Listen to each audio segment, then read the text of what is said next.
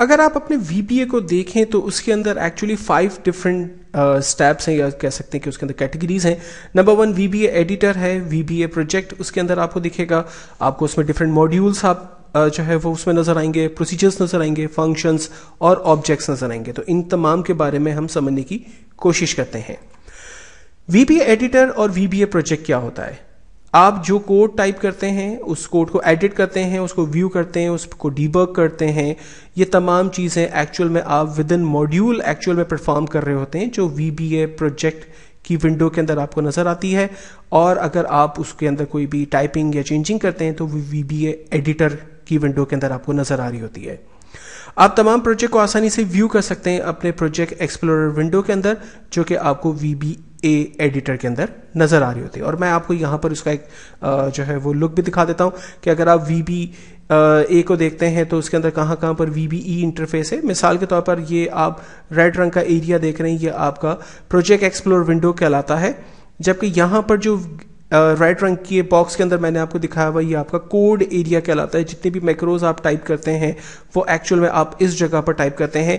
जो बुक्स आपने ओपन की हुई हैं, उस बुक के अंदर कितनी शीटें हैं एक्चुअल में वो आपको यहाँ नजर आ रही होती हैं, और उस बुक में आपने कोई मॉड्यूल या प्रोसीजर्स क्रिएट किए हुए तो वो आपको यहाँ पर नजर आ रहे होते हैं। हर बुक ऑब्जेक्ट से रिलेट डिफरेंट प्रॉपर्टीज होती हैं, यहाँ पर आपको वो नजर आती हैं, ये आपकी प्रॉपर्टी विंडो कहलाती हैं। और फोर्थ एरिया आपका इमीडिएट विंडो है। अगर आपको कोई क्विक स्टेटमेंट अपना चेक करना है या कोई कोड अपना स्टेटमेंट चेक करना है क्विकली, तो वो एक्चुअल में आप इमीडिएट विंडो के अंदर टाइप करके देख सकते हैं। अगर आप कोई भी मॉड्यूल क्रिएट करना चाहते हैं, टाइप करना चाहते हैं, तो डेफिनेटली आपको VBA एडिटर की ज़रूरत है, जहां पर आप ये सारे काम करते हैं। और अगर आप अपने VBA एडिटर को किसी शॉर्टकट की के थ्रू ओपन करना चाहते हैं, ऑपरेट करना चाहते हैं, तो उसका आसान तरीका है Alt F11। आप Alt के साथ F11 बटन प्रेस करेंगे तो आपके पास VBA एडिटर की विंडो खुल जाएगी, जहां पर आप अपने मॉड्यूल्स या जो भी आप वर्किंग करना चाहते हैं वो तमाम वर्किंग आप कर सकते हैं। प्रोसीजर्स क्या होते हैं? A procedure is defined as a name group of statement that are run as unit. A statement is simple one complete line of code. एक स्टेटमेंट एक्चुअली एक लाइन ऑफ कोड होता है, जबकि बहुत सारी लाइनें जब आप टाइप करते हैं तो वो तमाम आपका एक ग्रुप बन जाता है सॉर्ट ऑफ, और उस ग्रुप को हम लोग अपना एक प्रोसीजर कहते हैं। ठीक है, और ये प्रोसीजर्स एक्चुअली आप किसी के साथ भी मिलाकर यूज कर सकते हैं, लाइक एक्सेल एनवायरनमेंट से रिलेट काम कर सकते हैं, आप डेटाबेस से रिलेट काम कर सकते हैं, आप कोई कैलकुलेशन परफॉर्म करना चाहते हैं, आप एनालाइज करना चाहते हैं अपने डाटा को, आप चार्ट डिजाइन करना चाहते हैं, आप पेपर डिजाइन करना चाहते हैं, आप किसी दूसरी वर्कबुक को यहाँ पर कॉल करना चाहते हैं, वो तमाम चीजें आप अपने प्रोसीजर्स के अंदर डिफाइन करते हैं। इन डिफाइन करने वाली चीजों को हम सिंपली स्टेटमेंट्स कहते हैं, और जब तमाम स्टेटमेंट्स आपकी कंप्लीट हो जाती है तो वो ग्रुप जो बनता है वो आपका एक सिंपल प्रोसीजर कहलाता है। A VBA प्रोसीजर यूनिट और ग्रुप कंस्टेंट्स ऑफ सबरूटीन और फंक्शंस। हर प्रोसीजर दो चीजों पर डिपेंड कर रहा होता है। नंबर 1 सबरूटीन्स के अंदर और फंक्शंस के अंदर। और जब भी आप सबरूटीन स्टार्ट करें या फंक्शन स्टार्ट करें, उसको एंड सब करना पड़ता है। अगर फंक्शन है तो वो आपका एंड सब होकर खत्म हो रहा था, यानी उसका एक स्टार्ट होता है और देन उसकी तरह से उसका एक एंड होता है।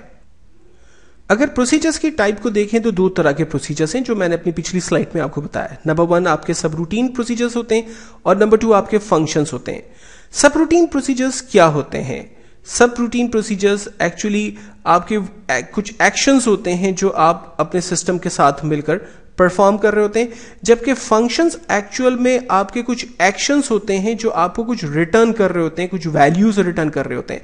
मिसाल के तौर पर अगर आप कोई अरिथमेटिकल फंक्शन परफॉर्म कर रहे हैं, 2 और 2 को प्लस कर रहे हैं, तो जो सम का फंक्शन है वो आपको 4 आंसर जो है वो रिटर्न कर रहा होता है। ठीक है, लेकिन अगर आप 2 और 2 जो दो डिफरेंट सेल में वैल्यूज लिखी हुई है, अगर आप उसके कलर को चेंज करना चाहते हैं, उसको बोल्ड करना चाहते हैं, टैली करना चाहते हैं, तो एक्चुअल में वो आपके प्रोसीजर्स कहलाते हैं, सब रूटीन प्रोसीजर्स कहलाते हैं। कुछ एक्शंस आप उन टेक्स्ट के ऊपर परफॉर्म कर रहे हैं, उन सेल्स के ऊपर एक्चुअल में परफॉर्म कर रहे होते हैं।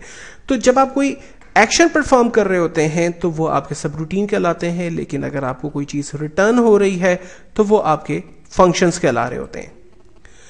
अब हर वर्कशीट के अंदर एक्सेल की जब भी आप कोई वर्कबुक ओपन करते हैं, वर्कशीट ओपन करते हैं, तो उसमें सिंपल कुछ ऑब्जेक्ट्स होते हैं। एक्चुअल में एक्सेल पूरा ऑब्जेक्ट से मिलकर ही बना हुआ है, जैसे cells, worksheets, chart, pivot table, workbook, different tools, scroll bar, ये तमाम आपके ऑब्जेक्ट्स कहलाते हैं और इन ऑब्जेक्ट्स की मदद से ही एक्चुअल में हम अपने मैक्रोस टाइप करते हैं। हर ऑब्जेक्ट एक्चुअली दो चीज़ों पे डिवाइड होता है, ऑब्जेक्ट की प्रॉपर्टीज होती हैं और ऑब्जेक्ट के मेथड्स होते हैं। ऑब्जेक्ट की प्रॉपर्टीज लाइक उसकी क्वालिटीज हैं, वो बोल्ड है, टैलिक है, उसकी साइज लार्ज है, उसका कलर रेड है, उसका फॉन्ट एरियल है, ये उसकी प्रॉपर्टीज कहलाएगी। कोई सेल है तो उसकी विड्थ है, हाइट है, सेल का कलर है, सेल पे टेक्स्ट टाइप हो सकता है, नहीं हो सकता, ये इसकी प्रॉपर्टीज कहलाएगी, राइट।